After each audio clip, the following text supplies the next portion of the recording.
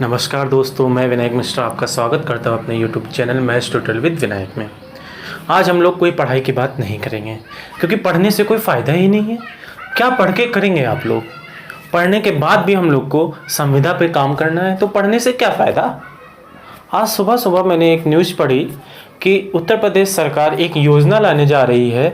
उस योजना के अंतर्गत क्या होगा कि आप बहुत साल मेहनत की, भाई सरकारी नौकरी ऐसे तो लगती नहीं है, तब परिश्रम करना पड़ता है। बहुत सारे लोग अपना गांव छोड़ के लोन लेके और किराए पे मकान लेके अदर सिटीज़ में पढ़ते हैं, महंगी महंगी कोचिंग में पढ़ते हैं। उनके माँ बाप मेहनत कर करके उनके ऊपर रुपए लगाते हैं, फिर भी क्या फ़ायदा। आपको कॉन्ट्रैक्ट बेस पे नौकरी करनी पड़ेगी।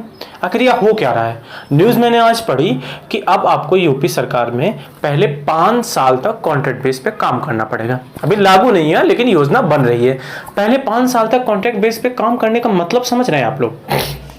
प्रोबेशन पीरियड तो होता ही होता था, ठीक है। अधिकतर सेंट्रल गवर्नमेंट की जॉब में भी लगभग 2 साल का प्रोबेशन पीरियड रहता है, बट प्रोबेशन पीरियड अलग है, कॉन्ट्रैक्ट बेस्ड अलग है। प्रोबेशन पीरियड में आपको पूरे जितनी सैलरी होती है उतनी मिलती रहती है और ना ही आपका कोई एग्जाम होता है। अब इसमें क्या हो गया, इन्होंने क्या कहा है कि 5 साल तक आपको कॉन्ट्रैक्ट बेस पर रखा जाएगा, जिस पर हर 6 महीने के बाद आपका मूल्यांकन होगा और मूल्यांकन जो होगा आपके अधिकारियों के द्वारा होगा। अगर आपके मूल्यांकन में 60% से कम आ रहा है तो आपको वहीं से बाइकआउट कर दिया जाएगा। प्यार से ही सरकार आपसे नमस्कार कर लेगी, प्लीज यहां से जाइए। यह कोई सिस्टम होता है? मतलब एक बच्चा कहां से कहां तैयारी करने जाता है, उसके फादर मदर ने या घर वालों ने क्या क्या उसकी पढ़ाई के लिए किया होगा कि मेरे बच्चे की एक सरकारी नौकरी लग जाएगी तो ज़िंदगी अच्छी खुशहाल से चलेगी। वो अपना सब कुछ दांव पे लगा देते हैं बच्चे के लिए। और बच्चा तैयारी किसकी कर रहा है? कॉन्ट्रैक्ट बेस्ड जॉब की। कॉन्ट्रैक्ट बेस्ड जॉब करेगा वो, मतलब 4 साल तक वो 60% तक आ गया। मान लो अब वो ग्रेजुएशन करते करते 23-24 साल का हो जाता है, मतलब ग्रेजुएशन करेगा, पोस्ट ग्रेजुएशन करेगा, उसके बाद तैयारी करने पे आता है। फिर वो तैयारी करे 1-2 साल तक, फिर उसकी नौकरी लगे। नौकरी लगने के बाद वो 5 साल तक घिसे। अगर पता चले कि 4 साल में उसके 60% आता रहे, 5वें साल में नहीं आया, निकाल के बाहर कर दिया। मतलब 30-32 साल की उम्र में वो बाहर हो गया। 30-32 साल की उम्र में बाहर हो गया, फिर वो क्या करेगा?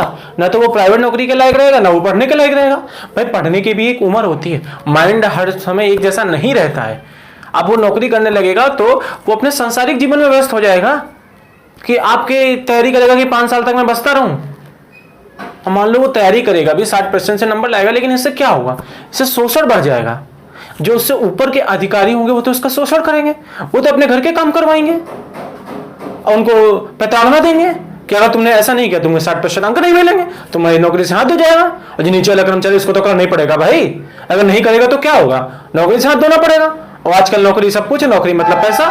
अगर पैसा है तो जिंदगी चल रही है, अगर नहीं है तो कुछ नहीं चलेगा। इसका मतलब क्या हुआ? उसे चापलूसी करनी पड़ेगी अधिकारियों की, अधिकारी उसे चापलूसी करवाएगा, तो करप्शन बढ़ेगा कि नहीं बढ़ेगा? बताइए आप लोग, ऐसा कहीं होता है?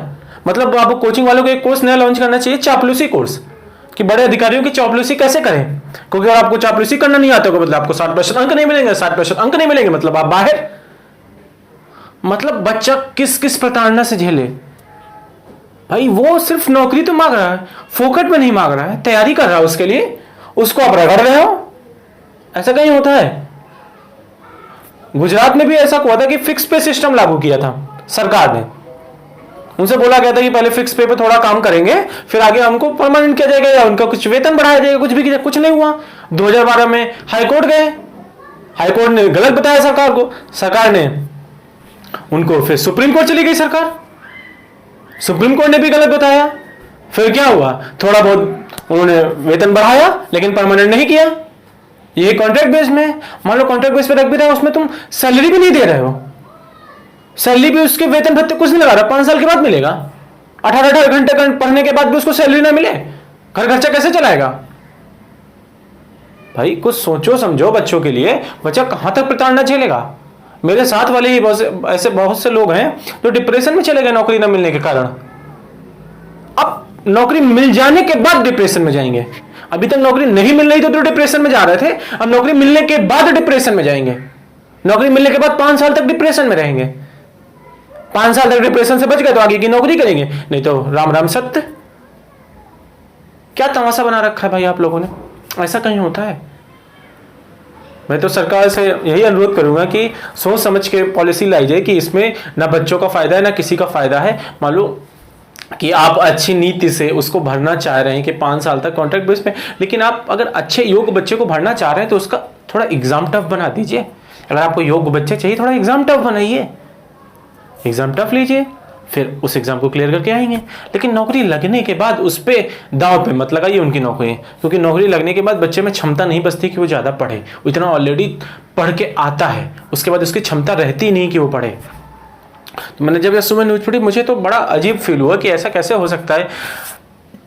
वो बोल रहे हैं कि 50-55 साल पे रिटायरमेंट हो जाएगी, 30 साल पे नौकरी लगे और 5 साल तक घिसे और 50 साल में रिटायरमेंट हो गई।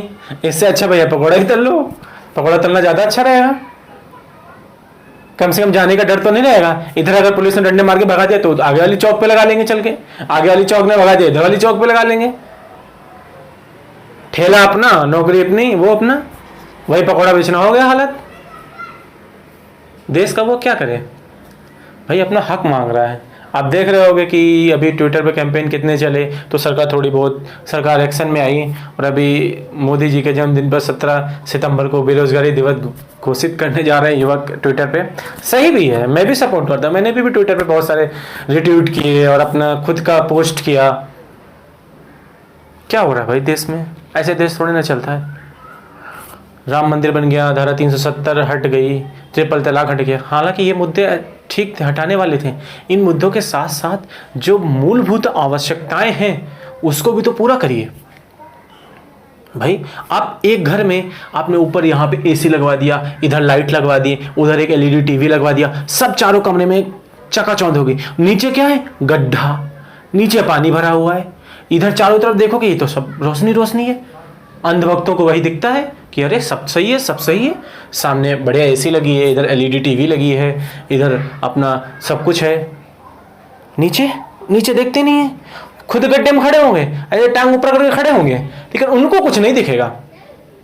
नीचे पानी भरा हुआ है भाई। हमको जहां पे बेड रखना है, जहां पे हमको लेटना है, वही नहीं है, तो इन सब का क्या करेंगे चकाचौंध का।